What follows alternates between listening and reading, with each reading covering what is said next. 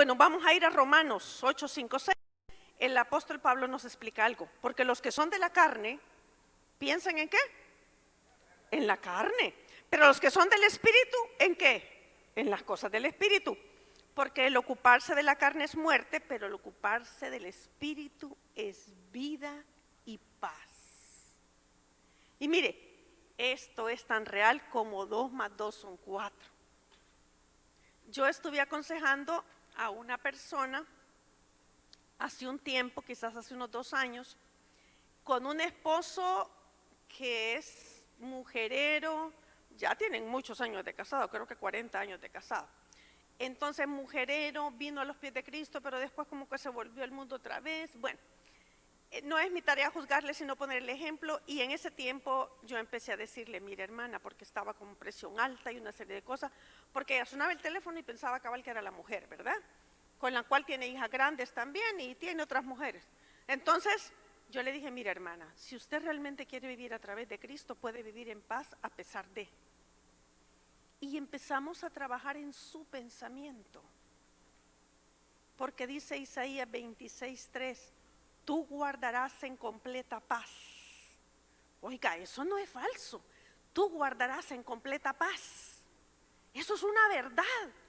A aquel cuyo pensamiento en ti persevera, porque en ti ha confiado. Usted no va a cambiar a su marido, le dije, pero usted puede cambiar teniendo el pensamiento de Dios. No nos vamos a volver ciegos. La realidad de su esposo está ahí, pero usted necesita vivir en paz.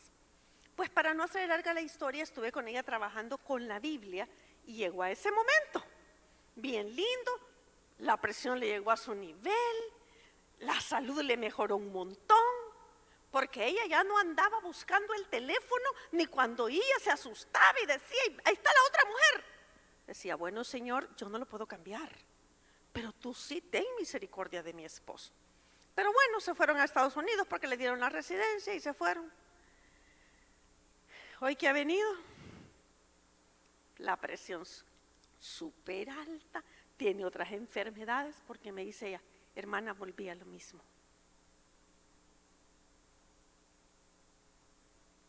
Oramos para que el esposo la dejara, hoy que él se fuera, que la dejara por un tiempo, y para que ella volviera a la paz y volviera a reconstruir lo que había dejado.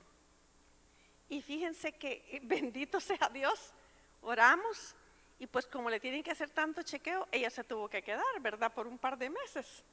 Ya estoy trabajando de nuevo con ella y le digo, mire, la Biblia es real, pero uno tiene que vivirla, no tiene que depender del otro para vivirla. Esto es bien importante, hermanos, es que hay que estar aquí. Ok, cuando el apóstol Pablo describe en sus cartas, explica el cambio de vida que debe experimentar toda persona después de haber aceptado a Cristo.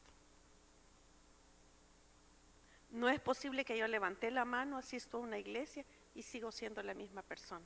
¿Saben por qué? Porque cuando Cristo de verdad entra, transforma. Cuando Cristo de verdad entra a una vida, transforma.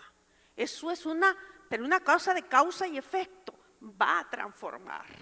La que era prostituta ya no va a ser prostituta, va a buscar otra forma de vida. Y lo digo por Rahab, la ramera. El que era ladrón ya no va a ser ladrón. ¿Por qué? Porque la Biblia le muestra cómo puede cambiar. Muy bien, vamos a Efesios 4:17 para que veamos lo que Pablo nos muestra. Esto pues digo y requiero en el Señor, que ya no andéis como los otros gentiles que andan en la vanidad de su mente, teniendo el entendimiento entenebrecido, ajeno de la vida de Dios, por la ignorancia que en ellos hay, por la dureza de su corazón, los cuales después que perdieron toda sensibilidad se entregaron a la lascivia para cometer con avidez toda clase de impureza. Mas vosotros no habéis aprendido así de Cristo. Qué tremendo, ¿verdad? Así que cada vez que esto se abre, me habla y me dice, tú no puedes seguir siendo igual. Entonces dice la Biblia, si en verdad habéis oído y habéis sido por él enseñados, conforme a la verdad que está en Jesús, en cuanto a la pasada manera de vivir, despojaos, eso significa quíteselo, del viejo hombre que está viciado conforme a los deseos engañosos, y renovaos en el espíritu de vuestra mente, porque aquí es donde comienza todo. Aquí se ganan y se pierden las batallas. Y vestíos, o sea, no solo me quito algo, sino que ahora me pongo lo nuevo. Vestíos del nuevo hombre creado según Dios en la justicia y santidad de la verdad. Por lo cual, pareciera que solamente es ir a la iglesia, ¿verdad? Pareciera que solamente es que yo ya no fumo, ni tomo, ni bailo pegado. No, no, no. Mire, por lo cual desechando la mentira, hablad verdad cada uno con su prójimo, porque somos miembros los unos de los otros. Airaos, pero no pequéis. No es pecado molestarse, no es pecado enojarse, pero cuidado con pecar, ¿verdad? No se ponga el sol sobre vuestro enojo, ni deis lugar al diablo. El que hurtaba, no hurte más. Simple. Si no trabaje haciendo con sus manos lo que es bueno para que tenga que compartir con el que padece necesidad. Pero si aquí no hay trabajo, hermano. Hace unos meses salió en la televisión, en uno de esos reportajes que hacen en medio de las noticias, salió un hombre que como no había trabajo, con su bicicleta, en un pueblo, anda recogiendo la basura de todos para llevarla donde pase el camión. Algunos de ustedes quizás la vieron. Y le pagan. O sea, la cosa es querer trabajar. No, en este país no hay trabajo. Inventémonos un trabajo, ¿verdad? Si no trabaje haciendo con sus manos lo que es bueno para que tenga que compartir con el que padece necesidad. No solamente para mí, lo voy a compartir también. Ninguna palabra corrompida salga de vuestra boca, sino la que sea buena, la necesaria, para la necesaria edificación, a fin de dar gracia a los oyentes. Aquí está el propósito, la finalidad. Y no contristéis al Espíritu Santo de Dios, con el cual fuiste sellados para el día de la redención.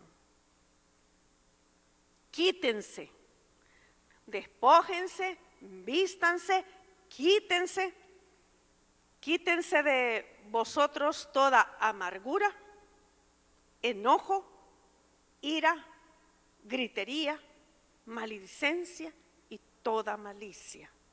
Antes sed benignos unos con otros, misericordiosos, perdonándoos unos a otros, como Dios también os perdonó a vosotros en Cristo.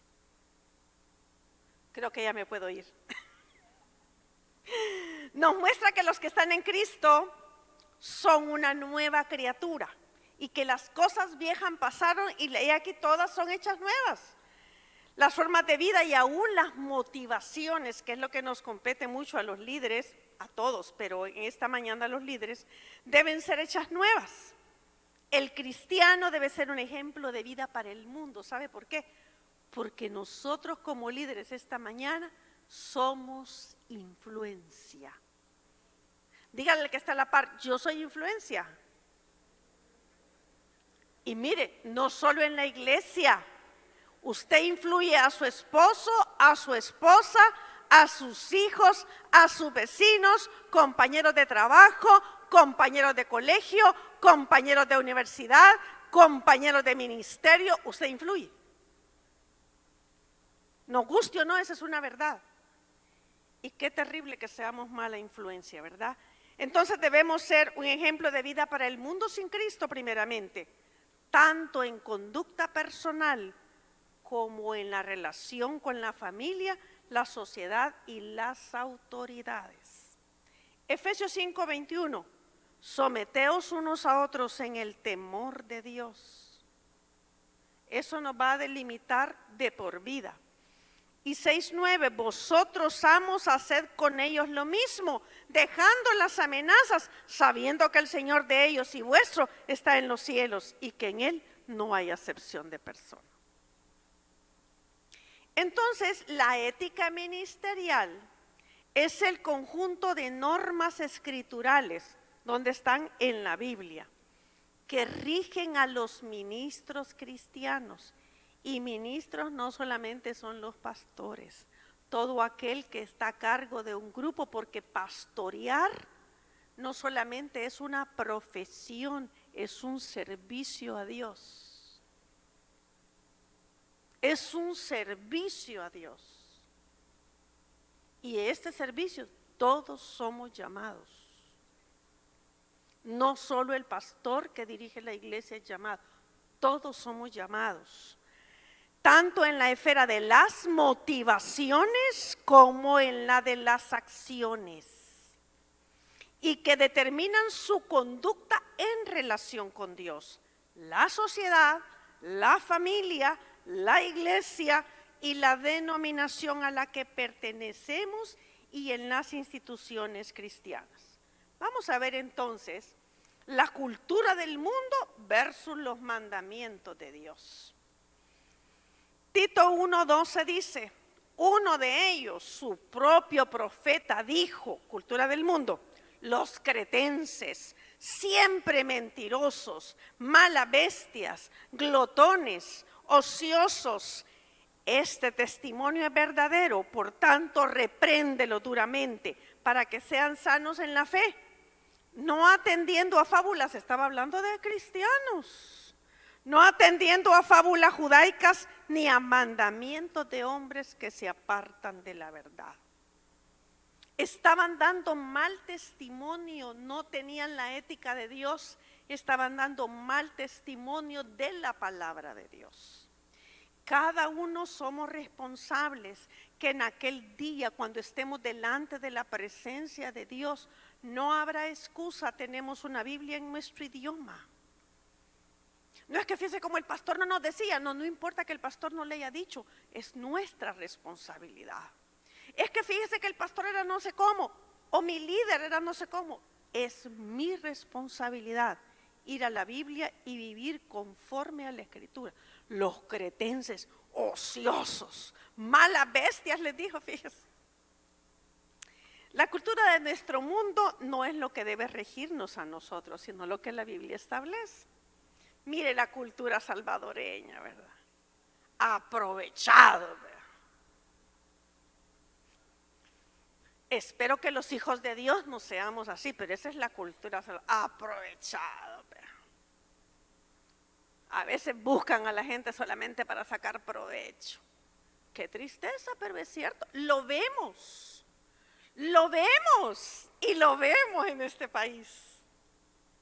No solo en este país, pero es nuestro deber poner este ejemplo. Por ejemplo, una de las cosas es repetirse la cola cuando están ofreciendo algo, ¿verdad? Y qué pena, qué vergüenza, de veras. Tenían que ser salvadoreños. A mí me tocó vivirlo en un aeropuerto. El avión no iba a salir por cuestiones de clima y dijeron, vamos a esperar 1 hora más y se le va a repartir un sándwich y una bebida. Ay, yo sentía que la cara se me caía de vergüenza, de ver. Entonces, pero esa es la cultura salvadoreña. No de todos, pero de muchos. Y allá estaban los salvadoreños, agarraban su porción, se la llevaban al maletín y regresaban a hacer la cola. Y uno de los que estaban de las aeromosas, de los sobrecargos, dijo, esos son los salvadoreños, dijo. No todos, le dije yo. Ok, otra de las cosas es, miren, y esto de verdad con mucha vergüenza lo digo. Hay personas y lamentablemente, de verdad lo digo lamentablemente, y espero yo no caer en eso, ¿verdad? Pero porque aquí no estamos para criticar, sino para decir a nosotros mismos. Conozco a una persona que cuando hace cola se pone un bordón cristiano. ¿Para qué? Para que lo pasen más rápido. Cabal, muy bien, hasta la hermanita diciendo, llevan un niño, ¿verdad? Cierto, cultura salvadoreña. ¿Sabe cuál es la otra cosa de la cultura salvadoreña? No seguir instrucciones. Saltarse las filas en los bancos. No, yo ya había venido, andaba en el baño. Eso lo oigo, qué tristeza, ¿verdad? ¿Sabe qué es lo más triste? Lo triste no es que el mundo lo haga. ¿Sabe qué es lo triste? Que muchas veces nosotros lo hacemos.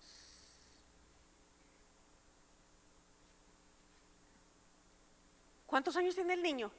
5, y lo pasa debajo de la cosa del bupe para no pagar. Cultura salvadoreña. O valerse de los demás para nuestros propios fines. Cuidado. Y aquí en todo el mundo, fíjese. Marco Vidal tiene una iglesia allá en Madrid y uno de los futbolistas más famosos que hay se congregaba en su iglesia, pero llegaba con cachucha, como disfrazado, y llegaba tarde, se sentaba al final y se iba primero. ¿Sabe por qué? Porque los hermanitos querían aprovecharse de él, porque tenía dinero.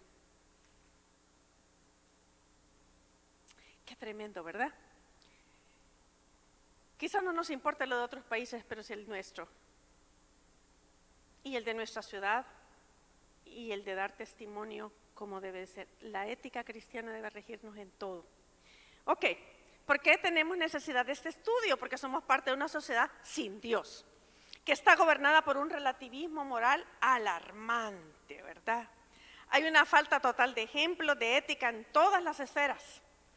En un periódico de un país latinoamericano salió un artículo titulado "El fracaso moral de la civilización", en el cual se expresa desde el Decálogo de Moisés, a través de toda la poderosa influencia moral del cristianismo, la civilización occidental había mantenido tenazmente un conjunto de reglas morales y de principios éticos que constituían la base de la educación y la conducta civilizada.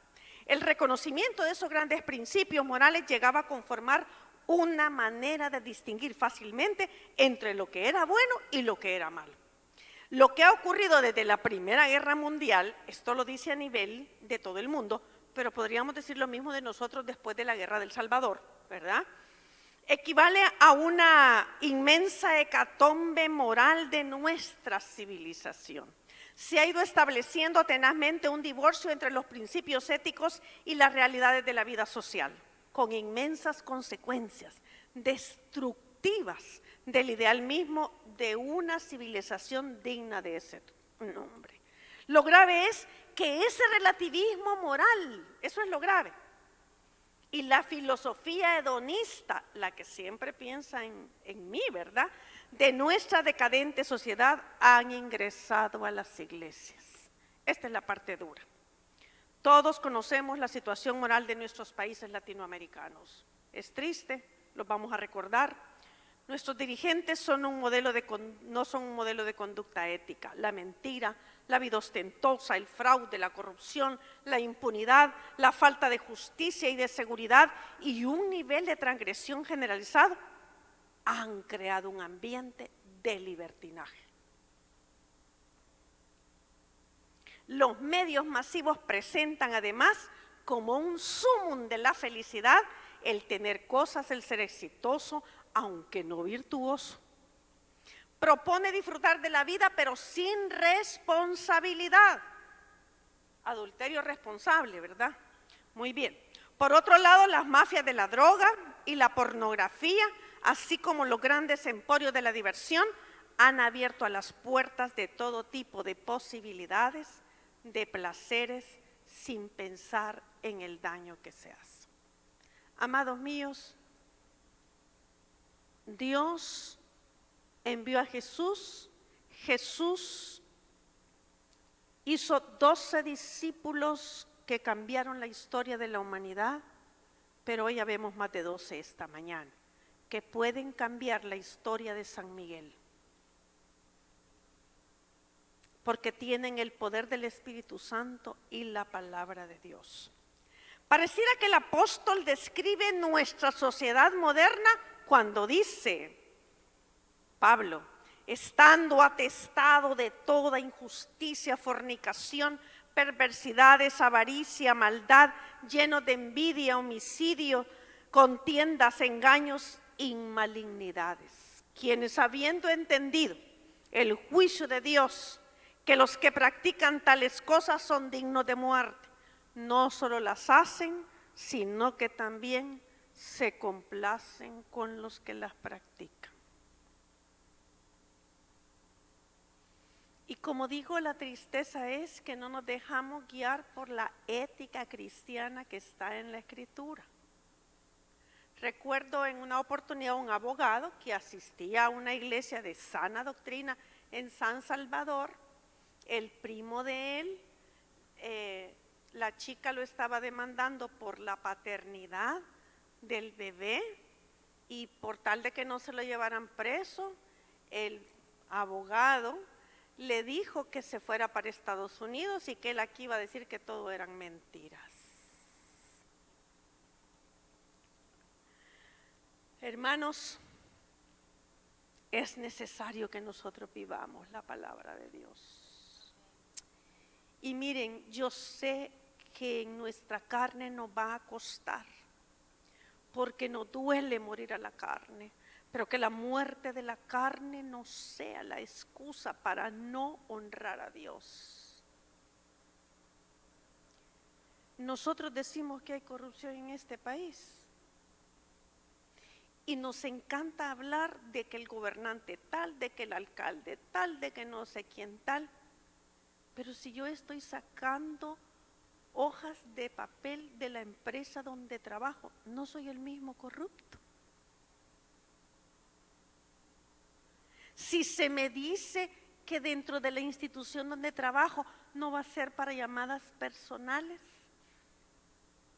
que no debo de estar usando el teléfono para estar en Facebook a la hora de mi trabajo, porque me pagan por mi trabajo, pero estoy haciendo todo lo contrario, ¿no soy yo también corrupto? Qué tristeza, porque la corrupción no comienza en los gobiernos, comienza en casa.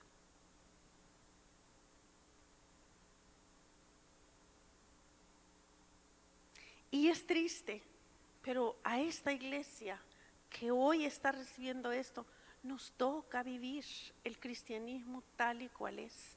Y digo, a veces nos va a costar, porque nos va a traer enemigos, gente que nos desprecia en el momento. Y tenemos ejemplos en la Biblia de gente que le tocó vivir así. ¿Y saben cómo nos van a llamar? Pasmados. Una señorita en un colegio cristiano, en su casa le habían enseñado que hay que mantener la integridad a pesar de todo. Y sus compañeros estaban en bachillerato y sus compañeros en un colegio cristiano. A la maestra, no sé por qué la llamaron, tenía los exámenes encima del escritorio y sale en la gran carrera y no se acordó que dejó los exámenes ahí. Todos los hipotes empezaron a verlo, solo esta chica no. Y cuando llegó la maestra, bueno, dijo, vamos a hacer el examen. Y esta señorita dijo, no, yo no lo voy a hacer. ¿Y por qué? Le dijo la maestra. Porque todos vieron ya el examen, no puedo hacerlo. ¿Se imagina la bola negra que esto le trajo? ¿Se imagina usted la bola negra que en los baños la molestaban, la hacían a un lado? Pero 2 años después, sus compañeros sabían que podían contar con una persona de integridad. Eso es la diferencia. En el principio uno la va a pasar mal porque la va a pasar mal, porque está chocando contra la sociedad corrupta. Pero cuando uno decide, mi obediencia es mi mejor adoración, lo cantamos, ¿verdad? Y es tan hermosa la alabanza, pero hay que vivirla. Frente a estas situaciones nos preguntamos, ¿qué es correcto hoy? ¿Quién lo determina? Pues la Biblia para nosotros. Nuestra sociedad no puede, sabemos que como cristianos evangélicos es nuestra responsabilidad vivir a través de la Escritura, pero ¿tenemos la capacidad y la disposición para hacerlo? Eso proviene de estar en la palabra. Jesús dijo que somos la sal de la tierra, pero si la sal pierde sus propiedades y no cumple su función, no sirve más para nada, sino para ser echada fuera y hollada por los hombres. ¿Estaremos perdiendo nuestra capacidad de preservar? Vamos a ver el mundo y la iglesia. Al analizar la conducta de muchos líderes y congregaciones evangélicas, nos asombra el relativismo moral similar que rige a nuestra sociedad sin Dios, pero también en la iglesia. Eso es lo peor, descubrir en la iglesia y en los ministerios cristianos los mismos pecados. Las mismas situaciones censurables que encontramos en nuestra sociedad contemporánea. No se vive la santidad, la pureza, el amor, la verdad, la humildad y el respeto o temor a Dios. Algunos líderes obran como si fueran dueños de las congregaciones, de los ministerios y de los recursos, cayendo en los mismos excesos y pecados que condenan en los líderes que no son cristianos. Bien se expresó Cipriano de Cartago cuando dijo: los pecados de los cristianos han debilitado el poder de la iglesia. ¿Cuánto cuidado debemos de tener? Si nosotros no somos parte de eso, sigamos manteniéndonos en lo que la Biblia dice, en lo que la Biblia establece, como esposas, como esposos, como madres, como padres, como hijos, como estudiantes, como profesionales, como líderes dentro de la congregación, en todas las áreas. Voy a mencionar algunos casos reales rápidamente. Conocí a un pastor misionero que cometió adulterio ya por los años 80, creo, sí, más o menos, 70, 80, cometió adulterio, estaba recién casadito y se metió con una chica de la iglesia. Esta salió embarazada, pero a él lo disciplinaron, se fue para su país de origen con la esposa que tenía de aquí. Y pues bueno, se le perdonó, se le pasó por cierto tiempo de disciplina y también de volver a enseñarle algunos principios. Al final, el llamado de él era de misionero y se fue de misiones realmente, con el tiempo. Pasó sus momentos, sus par de años bien duros, se fue de misionero. Y era un misionero con calidad, con amor por su esposa, bueno, y se los cuento tan detalladamente porque su esposa es mi amiga. Entonces, vivieron allá y todo eso, pero poco a poco él fue tomando tonos grises en cuanto a la palabra de Dios.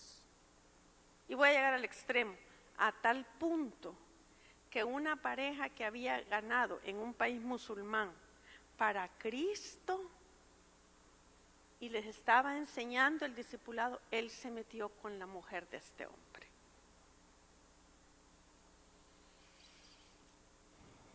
Al punto de que un día tuvieron que venirse a El Salvador, él se divorció de ella,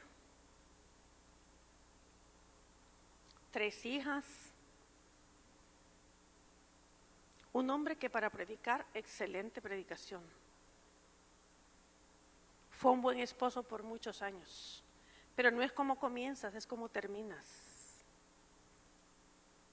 Se divorció, la abandonó, regresó con la amante allá, pero no sé qué había pasado allá, que todo le salió mal, se tuvo que venir al país, se casó con la amante que había tenido hace años aquí en El Salvador. Hoy tiene una iglesia y no estoy criticándole, estoy mostrando lo que hacemos. Tiene una iglesia y los dos son misioneros de aquel lugar. Triste, triste. Más cuando uno conoce tan de cerca el caso, es doloroso. Es doloroso, hermanos. ¿Cuánto debemos cuidar nuestros matrimonios? Porque digo que la ética comienza desde casa, no solamente afuera. Tengo otro caso. Yo era frecuentemente invitada a México, a un lugar. Me conocieron por audios que alguien les llevó y fui para, la primera vez se hizo una campaña y bueno, todo era para inconversos y lo cierto es que pancartas de la Coca-Cola y todo, se convirtieron 400 personas. Pero convertiditas, que yo no creía, ¿verdad? Porque cuando vi que los 400, no dije, esta gente no sabe lo que está haciendo. Y empecé, no, pero mire que aceptar a Cristo, lo que significa es esto y esto y esto y esto, así que voy a volver a hacer el llamado. Se pusieron de pie, ya no levantaron la mano, se pusieron de pie. Bueno, con este grupo de personas realmente hicieron caminar la iglesia. Entonces me invitaban cada año. La primera vez que me había invitado era la líder de las mujeres, pero el siguiente año me invitó la esposa del pastor. Y no tengo nada, solamente estoy pensando en cristianos y en que somos influencia. Bueno, cuando yo muy bien atendida, hermanos, ¿para qué les voy a decir? Súper atendida. Y qué regalos por aquí, qué regalos por ahí. Pero no sé, había algo en mí que me decía, aquí hay algo que no está bien, pero yo no podía definir qué era. Me vine. El siguiente año, de igual manera. Pero yo sentía algo en mi espíritu que no estaba bien. Pero no podía, miren, le oraba, Señor, descubrí qué es lo que siento, por qué. Son sentimientos, son emociones, pero hay algo en mi espíritu que me dice que aquí hay algo que no está bien. Llegué al punto de pedirle, Señor, mejor que no me inviten. Es que yo siento que hay algo que no está bien y no puedo definir qué es. Entonces el siguiente año en que quisieron llevarme no pudieron. Entonces yo contenta, ¿verdad? Y les abro mi corazón. Esta es Ana María. El siguiente año me invitaron. Siempre que yo llegaba, hacían esto. Ella, que ustedes saben que hay que recoger una buena ofrenda para la sierva de Dios y no sé cuánto. Decían, ay, no sé. Bah, pero bueno, quizás esta es la política de esta iglesia, ¿verdad?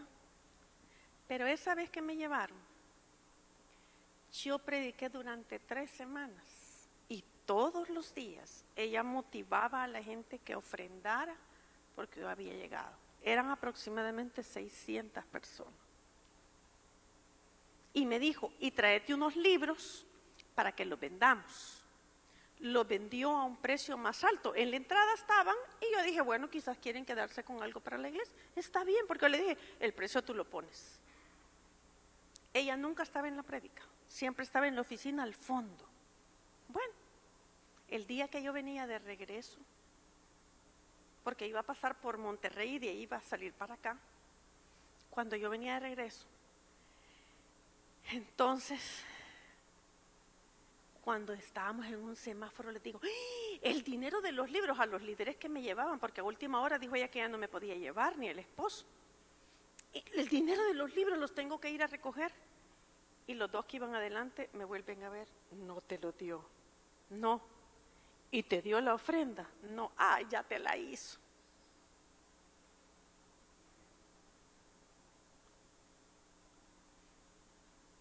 ¿Qué tal que solo a mí? Ella se agarraba todo el dinero de las ofrendas que pedía para mí. Estos 2 líderes me lo dijeron, esto lo viene haciendo hace años. ¿Y sabes qué es lo peor? Hay gente que vive de su jubilación, gente pobre, y ella le dice que le preste el dinero y que se lo va a pagar y se les esconde.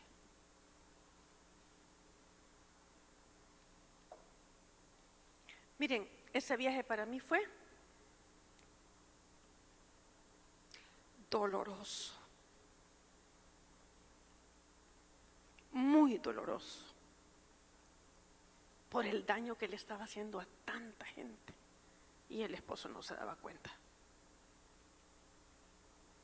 Hasta el hijo mayor ya lo sabía y me dijo, Ana María, yo quise hablar contigo, pero ella no me lo permitió. Hermanos, de veras cuánto necesitamos vivir bajo la ética de la Biblia y mostrar a un Cristo verdadero. Relativismo moral y principios eternos. El relativismo moral es una iglesia donde se impartió este seminario. Se dijo que trataran de chequear algunos de los listas de ética más comunes de las faltas en el ministerio, y estos son algunos resultados. Falta de integridad, tanto en la enseñanza como el trato de los demás. Falta de un verdadero espíritu de servicio, porque el marcado interés que tenemos a veces es por lo material. Anunciar que el Señor castigará a quienes no ponen sus diezmos y ofrendas, porque entonces el dar el diezmo se transforma en una especie de seguro contra la pobreza, y eso no es cierto. Ofrendamos para adorar a Dios y por obediencia. Falta de respeto por los ministros y ministerios.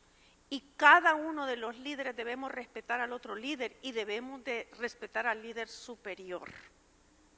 La falta de respeto a las autoridades nos ha hecho de este país una corrupción y un libertinaje terrible que hoy nos afecta. No ser personas de palabra, prometer y no cumplir. Y miren, Un día de estos te llamo. ¿Y cuál es ese día? ¿Me puede explicar cómo es ese día? ¿Es lunes? ¿Es martes? ¿Es miércoles? Aún en frases tan livianas, realmente estamos mostrando falta de integridad. Yo te voy a apoyar, pero ese yo te voy a apoyar. Yo voy a venir a la oración. Llega la primera vez, pero ya las demás veces ya no llega. No tenemos palabra, hermanos. Antes la seguridad de la palabra de una persona era un sello. No había necesidad ni de contratos, porque la palabra era suficiente. Pero hoy no hay que firmar un montón de papeles, porque el hermanito que anda ahí, que présteme, mejor se va a la iglesia, pero no nos paga. Prometer y no cumplir, ¿verdad? Impuntuales crónicos. Siempre tienen una excusa para llegar tarde. Siempre. Siempre. El cristiano debe caracterizarse por su puntualidad. Es mejor, me decía un médico con el que trabajé hace jovencita, me decía, mejor que esté aquí 10 minutos antes y no un minuto después. Tenía 19 años yo cuando me dio esa lección, así que mejor 10 minutos antes que un minuto después, ¿verdad? Falta de interés por aprender y capacitarse para liderar mejor o ser mejores ministros. Hacer acepción de personas, especialmente cuando tienen dinero. La Biblia es tan clara cuando nos dice que no debemos hacer excepción de personas. Terminaremos mencionando las más obvias, ya estoy con el tiempo casi, pero no importa si en la segunda lo terminamos, pero mencionaré las más obvias categorías del relativismo moral de la sociedad contemporánea y su influencia en la iglesia. La primera, y ahí nos vamos a quedar, orgullo y ostentación. Algunos líderes viven y se comportan como si fueran manates del evangelio, y esto lo vemos en la televisión. Sus casas, sus autos, su vestuario y la suntuosidad de sus templos y ministerios muchas veces no la hacen para el Señor, la hacen para ellos. Contrastan totalmente con el estilo de Jesús y con la pobreza de muchos miembros de sus iglesias. Visten y actúan como estrellas de cine o de la televisión. Hacen de cada culto un show. Dios no necesita show.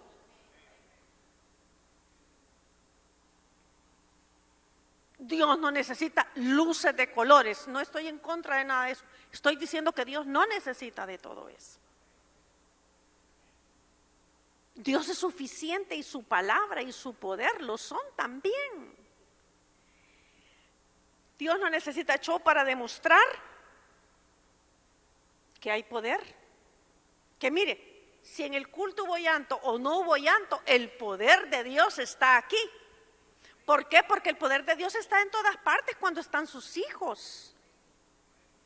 Entonces necesitamos reevaluar lo que estamos pensando. O en cuánta unción. Miren, vino un profeta aquí al país y yo me acuerdo que una hermanita de las que están en el equipo de Proyecto Ruth le regalaron la tarjeta y me dijo, voy a ir porque ni modo me regalaron la tarjeta. Fue una cosa en la feria tremenda.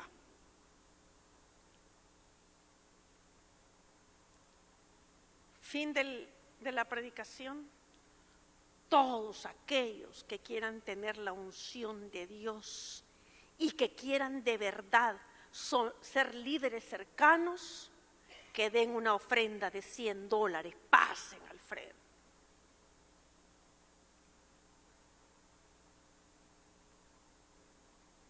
Y los que quieren ser de los 12, ofrenda de $1,000, pasen al frente.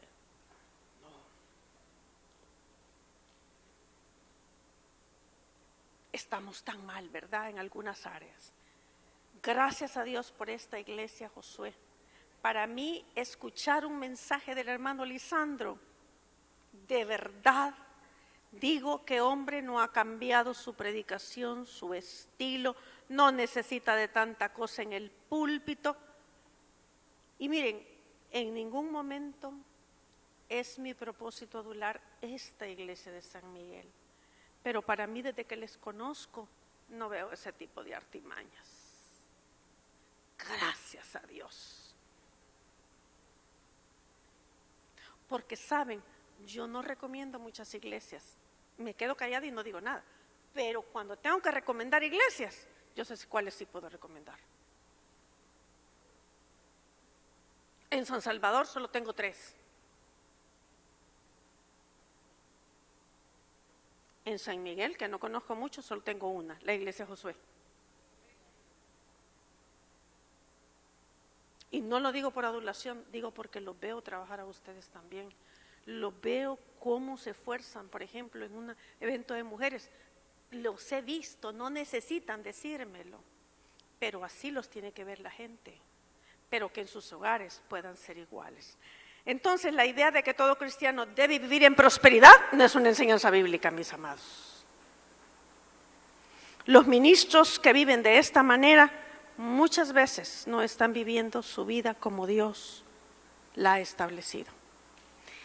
Dije al principio que somos influencia. Así como vivimos, influimos a otros. Pero dije también que esto es para que reflexionemos cada uno. No para ver a fulano, no para ver al alcalde, no para ver, porque ni siquiera ellos tienen Biblia muchas veces, ¿verdad? Y si la tienen a veces la han perdido por ahí. Pero nosotros debemos vernos cómo estoy viviendo yo. Ética cristiana solamente es la palabra de Dios en nosotros. Vamos al intermedio, me pasé 5 minutos, vamos al intermedio y luego regresamos para la segunda parte.